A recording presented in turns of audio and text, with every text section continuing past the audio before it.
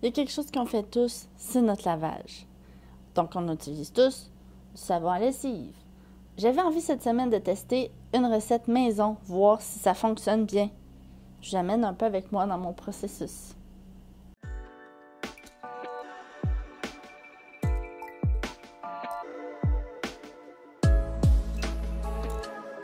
J'ai passé par toutes sortes de recherches après la fondation David Suzuki où j'ai trouvé quand même des bonnes recettes avec des choses que j'avais sous la main. Pas de borax comme c'est suggéré par Santé Canada.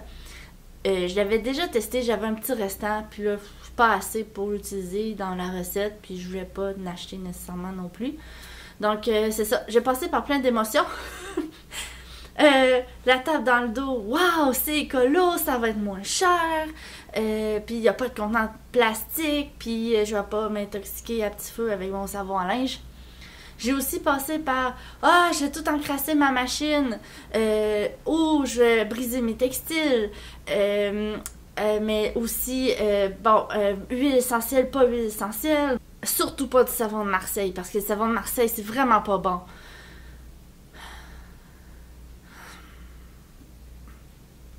J'ai décidé de revenir à ma recette de départ et faire le test par moi-même. Parce que là, plus que je disais, plus que c'était la confusion totale. En fait, j'avais tellement d'informations contradictoires que j'étais en train de me dire que ce sera plus simple de plus jamais laver mon linge, de le porter de tous les côtés puis de brûler à la fin.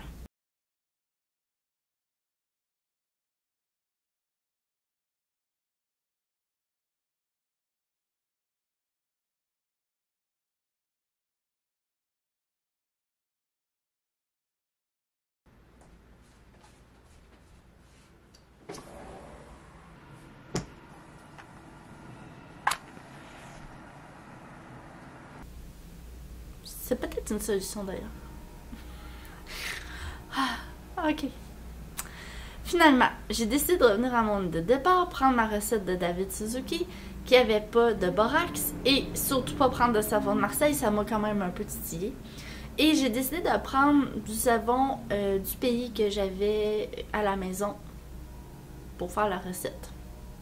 Et là, je dis pas que j'ai la recette miracle, j'ai juste essayé, je fais un test, je vous en donne des nouvelles. À vous de faire aussi vos recherches et me dire ce que vous en pensez.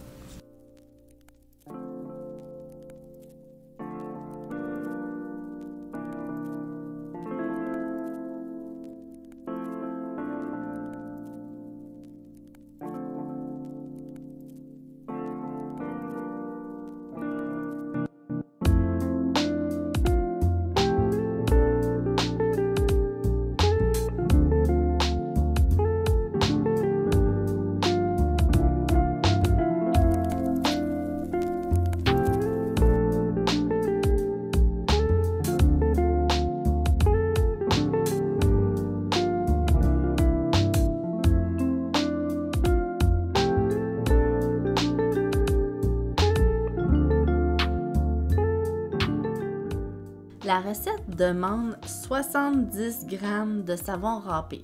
Moi, j'ai choisi de faire râper le savon au chéri, puis ça donnait une tasse. Aussi, dans les instructions, c'est de faire bouillir le savon et l'eau dans une casserole sur le poêle. Mais moi, j'avais pas le goût de manipuler tout ça, donc j'ai fait bouillir l'eau avant pour dissoudre mon savon avec. Puis c'était bien parfait comme ça. J'ai une casserole que je garde pour ce genre de projet-là. Je prends pas ma casserole à sauce spaghetti, là. C'est celle que je débouille mes vêtements ou quand je veux les teindre. Mes tissus, c'est là-dedans que je fais ça. Donc, elle est un peu amochée, mais elle fait le travail en masse. En fait, là, ce que ça prend, j'ai rajouté un peu d'eau pour pouvoir vraiment bien diluer mon savon, mais le total d'eau de la recette, c'est 7 litres. Il y a une marge là pour jouer un peu, pour dissoudre amplement les ingrédients avant d'ajouter les autres. Donc là, j'avais mis le bicarbonate de soude, une demi-tasse. Là, j'ajoute une demi-tasse de cristaux de soude. Bon, c'est plus ou moins précis, là, mais ça donne... ça fonctionne. Ensuite, je finis avec l'eau qui manque, que j'ai pas utilisée là, pour diluer la recette. Et somme toute, la recette, c'est de brasser. C'est ça le plus long de la tâche, c'est du brassage. Si jamais vous vouliez mettre de l'huile essentielle dans la recette, ce serait là le moment, quand tout est bien dissous. Moi, j'ai choisi de ne pas en mettre. Personnellement, j'aime bien garder ça pour mes soins, mais c'est à vous de faire vos recherches.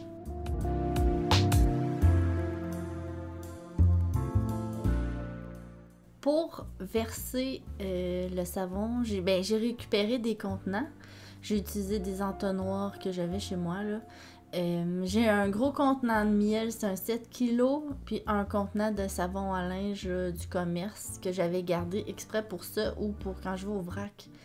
Et ça contient en masse tout ce que j'ai besoin, puis ça va m'éviter de gérer la grosse chaudière à chaque brassée, puis peut-être me faire mal, échapper de l'armoire. J'avais pas tant envie, mais je pourrais faire des remplissages au fur et à mesure plus tard.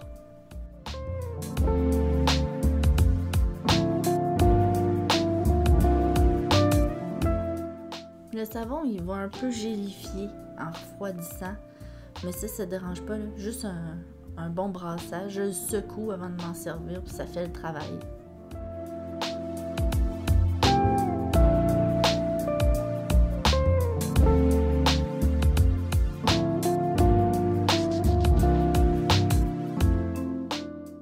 Quand même satisfaisant de voir que tout est là, ça fait ranger, organiser, puis j'ai tout ce que j'ai besoin. Pour le lavage, ça c'était le test ultime, voir si ça fonctionne. Et franchement, ça sent bon, ça sent propre. J'ai pas eu de dépôt de savon dans mes vêtements. Donc je les ai gérés comme je fais d'habitude. Je les ai suspendus pour sécher. Je trouve que ça va bien comme ça. Ça abîme moins les vêtements que la sécheuse. Puis c'est moins coûteux aussi.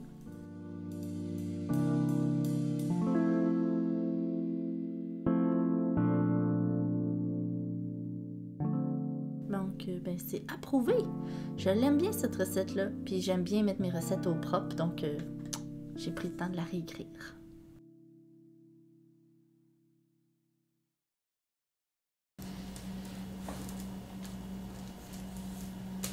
Puis, ça lave-tu ce savon-là ou ça lave pas? La grande question. Je peux pas dire que ça lave ou que ça lave pas dans le sens où mon linge sent bon puis il est propre. Moi, ce que j'ai vu sur internet en ligne, c'était que ça allait à long terme faire un encrassage des vêtements ou... Là, je me suis dit aussi peut-être dans mes réflexions, peut-être que c'est la façon dont le linge est lavé. Parce que moi, ce que je fais, je remplis ma laveuse d'eau tiède, froide, là. Je mets une quantité de savon raisonnable pour la portion d'eau. Tu sais, je mets pas beaucoup de savon, je mets du savon, mais je laisse diluer ça dans l'eau. Après, je mets mon linge dedans. Parfois, je laisse un peu tremper aussi, puis je fais le lavage normal. Les taches sont parties, les saletés sont parties. J'ai pas l'impression qu'il y a de dépôt de savon sur les vêtements que j'ai lavés. Donc, à date, ça semble être un win. Quand Gabrielle était petite, là, je frottais ses pyjamas avec du savon du pays, puis tout partait, là, je créais pas des taches. Ça détachait les taches. Les traces de stylo. Donc, moi, j'ai l'impression que c'est efficace jusqu'à maintenant. Peut-être que dans quelques temps, je pourrais vous revenir avec d'autres commentaires, là, mais pour le moment, ça semble être un bon choix. Aussi très économique, sérieusement. Là, si ça fonctionne bien comme je l'espère, c'est vraiment pas cher. Je pourrais vous mettre dans la description où est-ce que j'ai pris mes cristaux de soude ou ce que j'ai utilisé. Mais c'est des choses que vous pouvez trouver quand même autour de chez vous, dans les petites boutiques vrac. Il n'y a rien d'exceptionnel là, à ce que j'ai mis dans ma recette. Le plus cher est le savon du pays, tout dépendant d'où il vient, là, où vous l'avez pris. Si c'est dans une petite savonnerie ou... mais ça reste quand même très abordable.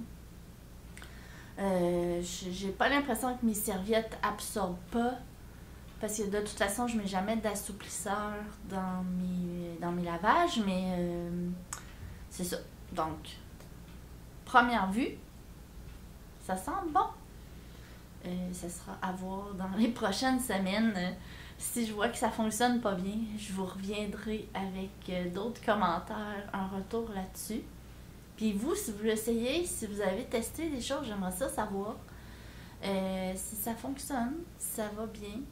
J'ai aussi vu, il y avait quelqu'un qui disait que parfois ce qu'elle fait, c'est juste faire tremper dans l'eau chaude ses vêtements avec un peu de cristaux de soude, puis un peu de bicarbonate de soude, juste pour faire comme dégorger la saleté du savon.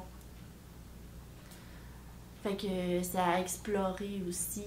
Mais tu sais, je fais ça déjà avec mes linges de maison, comme les guenilles, ou tu sais, ce qui finit par sentir un peu la guenille mouillée, là, qui part pas. Je le lave à l'eau chaude, avec un bon rinçage, un peu de bicarbonate de soude, de cristaux de soude, parfois même du percarbonate de soude. En tout cas, ça, j'ai pas de recette, là, dans le sens, c'est pas de ça que je voulais parler, mais il y a des options à voir, là, à chercher peut-être. Donc, ouais, c'est ça. Ça sent bien. Fait que j'y retourne. Parce que ça, c'est un cycle sans fin qui ne se termine jamais. Il y en a toujours du linge sale, puis il y a toujours du linge propre. Bon lavage. Honnêtement, j'espère que la recette va être bonne parce que j'ai 7 litres de savon. En tout cas, c'est drôle. Voilà, fallait que j'en parle.